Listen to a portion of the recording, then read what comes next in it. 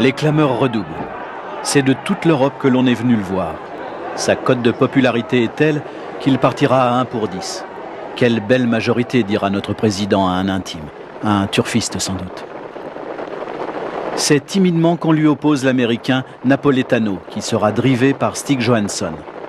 Récent troisième derrière Ourasi et Kella Gédé dans le prix de Belgique, il possède donc une chance d'outsider. Tandis que les 18 trotteurs s'élancent, on se remémore l'un des exploits d'Ourasi, intensément vécu par une poignée de Français venus le jeudi 17 novembre 1988 sur l'hippodrome de Garden State à Philadelphie.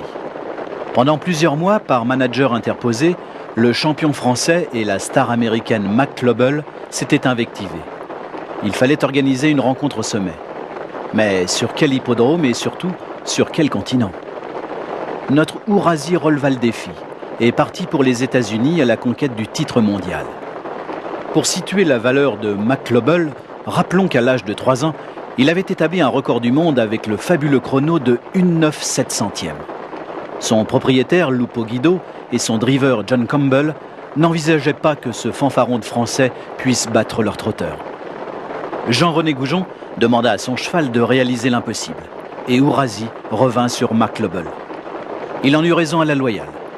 À 10 mètres du but, il avait gagné lorsque surgit Sugar Khan Hanover, qui lui prit une encolure. Fabuleux chrono de 1,11,5, 1,11,5, 1,11,6. Ourasi avait gagné son pari de battre McClobel, chez lui.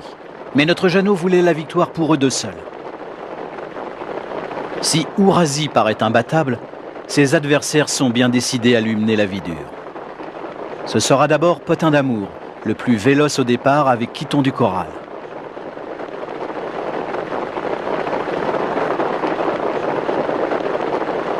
Ourasi est déjà en bonne place.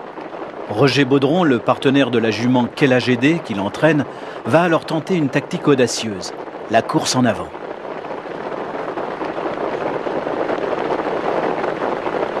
Il est venu très vite dans la descente pour prendre la tête et a partagé ensuite le commandement avec Poroto. Potin d'Amour et Ourasi sont dans leur sillage. La dernière ligne droite doit permettre aux favoris de régler le sort de ces deux téméraires.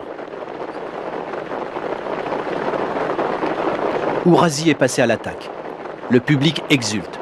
Puis, c'est le silence dans les tribunes.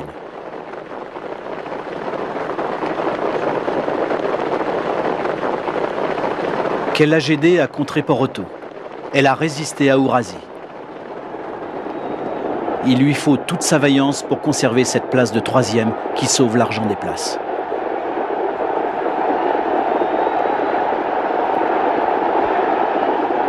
C'est un jour inoubliable pour Roger Baudron et toute la Mayenne, cette terre qui a produit tant de bons chevaux et d'hommes volontaires et talentueux. Madame Georges Dreux, très émue, reçoit un hommage respectueux de tous ses amis.